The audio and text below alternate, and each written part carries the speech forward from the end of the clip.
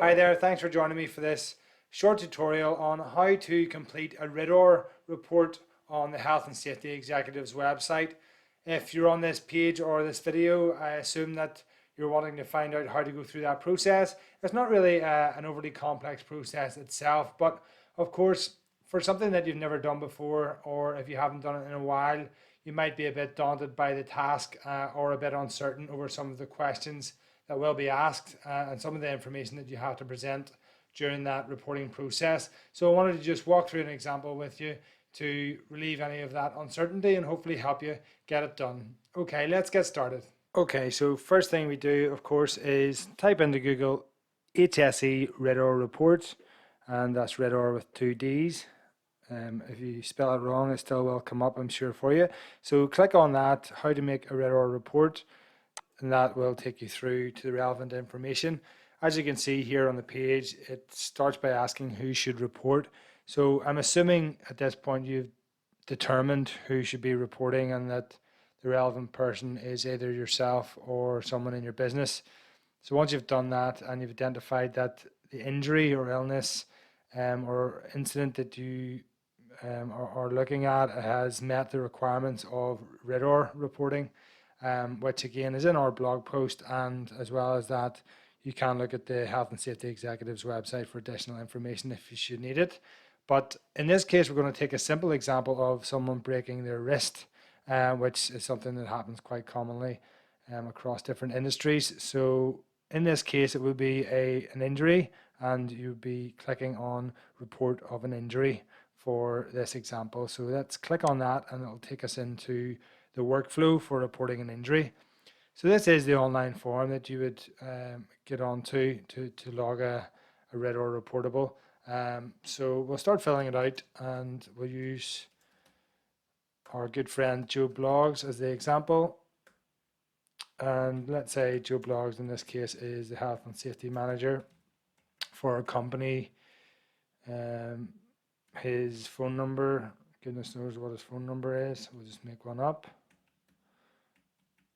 Okay, hopefully that will work, and we'll call the company Assets Limited, and we'll just make up an address as well. Number 1 Injury Street. Make sure you put the address of your premises or where the organization's main premises is. It doesn't necessarily have to be where the incident happened, because as we go down the workflow, you'll see it asks you that question. So we'll see where that takes us. Okay, so we'll make up a name of a town there, and that's fine. Just make that up as well. Okay, Joe.blogs. Make up an email address, just fill that in as well. Okay, so it does ask you then at the bottom of this particular piece of the workflow, did the accident or did the incident happen at the above address? So if you click yes on that, of course it won't ask you any further information. If you were to select no, then assumedly it's going to ask you for more information on where the accident or incident actually did occur. Okay, so at that point you will click next.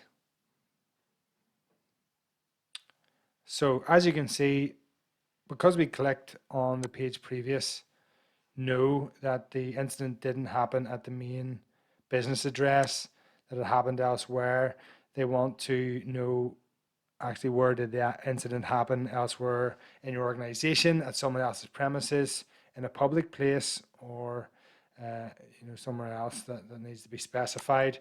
So you can also select whether you know the public address, or if you don't have that as well, you can select up above. So if you were to select that the address is unknown, it won't require you to fill that out.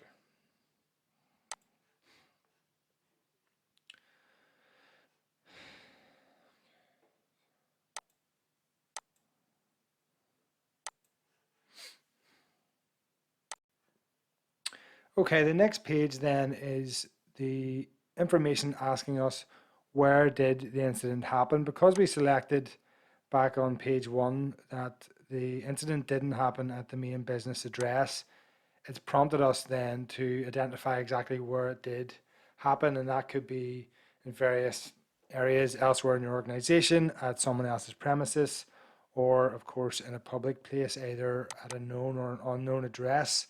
So you just fill that out as necessary. If you need to, then you would put in the details of where the accident happened if the address isn't known, just as a description rather than a specific address. If you have selected that the incident happened at the main business address, it will skip you forward just to the next workflow then, at which point you'll be asked what the incident date was, and that is something that's important to take down in any accident or incident report that you'd be collecting information on, is to get a date.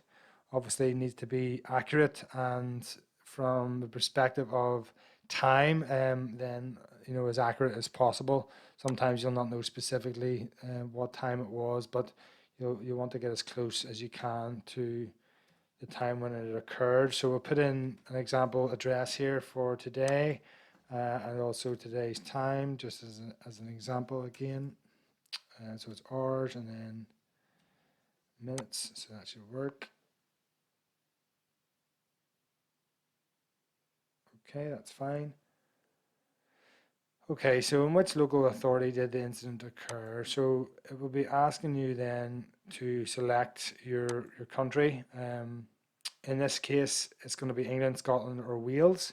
If you're in Northern Ireland, like myself, then you'll be doing this through the HSENI's website, which is very similar. So in this case, we'll take an example of England, where the incident has occurred, and then we'll go to the first one, which is Avon, and local authority.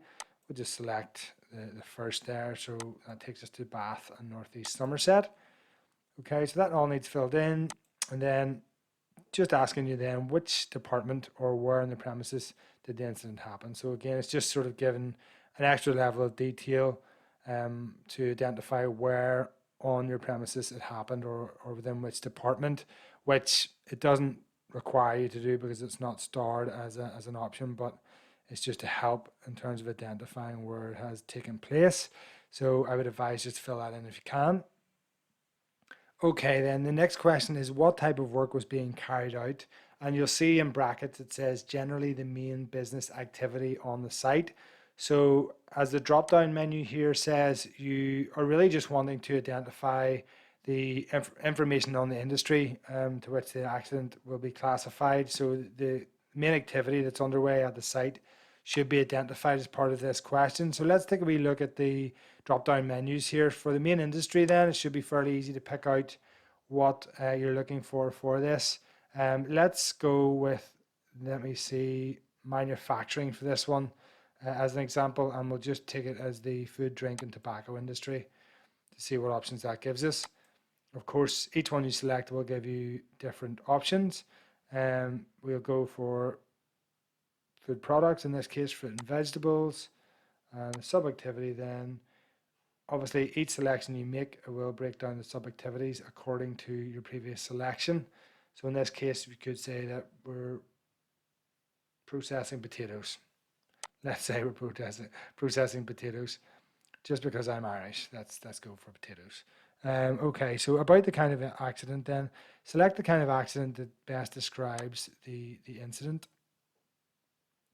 Doesn't sound like it makes sense, but this is really just generic descriptions on some of the very much the main types of causes for injury. And if you do have internal reporting systems, you'll often see lists that align with these options here. So in our case, we're talking about someone who has broken their wrist. So in all likelihood, from my experience, I would say it could have possibly occurred from a slip or a trip. So let's say a slip, trip or fall. And once you select that, you can see that a description will come up in the box there to give a little bit more detail on what type of an incident that is. Okay, so if a fall from height, how high was the fall? You don't need to fill that in because this was a slip or trip at the same level. So that's fine, we can move on from that. The next question then is, what is the work process that was involved in the incident? So this is an interesting one now and will relate to whether or not the accident itself was work related. So if someone has slipped or tripped at the same level, of course, it may or may not be directly work related. But if we look at the options here, you might have an example of someone performing, let's say, cleaning work, for example, within an industrial environment, within the manufacturing environment, or they could have been potentially just performing some processing activities in the potato manufacturing area. So as you can see, if we selected that option, the drop down will then give us a description again and describe what actually this would cover. So this covers industrial activity as well as the processing of agricultural products, irrespective of the size or undertaking or of the undertaking or the workshop. So all tasks leading directly to an object or product. So in this case, within the plant that we're talking about, this could apply. It seems like it makes sense. And then the next part then is breaking it down into further level of detail to ask what the main factor involved in the incident was. So in this case, they're sort of trying to dig down into the causes of the accident, which may or may not have already came from an investigation from your end within the business. As an example here, it could be different things could have caused this. When we look down the list, it could have been certainly leaks, liquids or other products on the floor, for example, causing your slip or your trip, just a general slip, stumble or fall, which may have been contributed to by other factors, could have been selected. So let's go for that one as an example, and I will show you again some detail around what this indicates in terms of the accident. Okay, so moving on then, describing what happened in terms of the events that led to the incident. They wanted to discuss the operation or activity that was in progress and then describe any action taken afterwards to prevent similar incidents from occurring again, from recurring. So as it says here, the HSE doesn't require any personal data here, so that's important to make sure that you don't include any specific employee data into this box. So looking at the additional info then, this is what they're looking for you to provide. As you can see, this is quite helpful. It gives you examples of specific relevant information that you can actually pull from the data or information you've collected from the incident itself, including environmental conditions, details about the operation or what was in progress at the time, machinery involved, substances, chemicals, and different events that led to the incident. Also, again, as I said, the actions taken to prevent similar incidents from occurring. So really, this is a description that will be specific to your event. So just make sure to include anything relevant, as much relevant information as possible. Is reporting the information about the injured person themselves. In this case, it was Jimmy, Joe Bloggs' brother, who got injured. So we put in his information already into the page to save us going through that again. That's all very easy to fill out. You put in his gender there, so anything again that's starred, of course, you must fill out.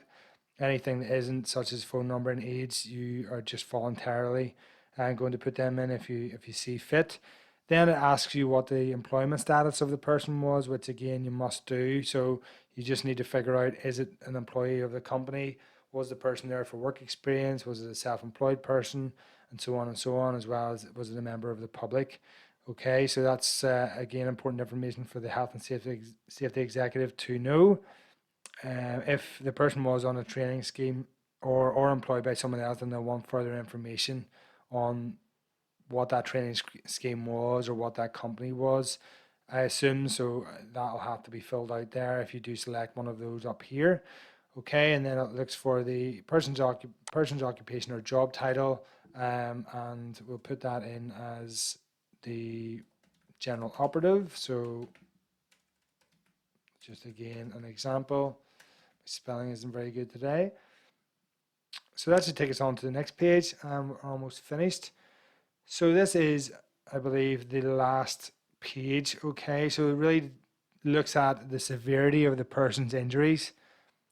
So we'll go through the questions quickly here. So please indicate the severity of the injury the injured person sustained. So did the person die as a result of their injuries? Hopefully not. Obviously, if you do select yes, then it will blank out some of the other boxes, and that will, flag as the most serious type of incident or accident that can occur for obvious reasons. In this case, we'll select no, and then it asks you, if the person did not die, did they sustain one of the injuries listed? And the injuries listed below here, as you can see, are the RIDDOR reportable injuries, the specified injuries that you'll see listed in the RIDDOR regulations themselves, including bone fractures excluding the finger, thumb, or toe, amputations, permanent loss of sight, etc., etc. So take a look at those.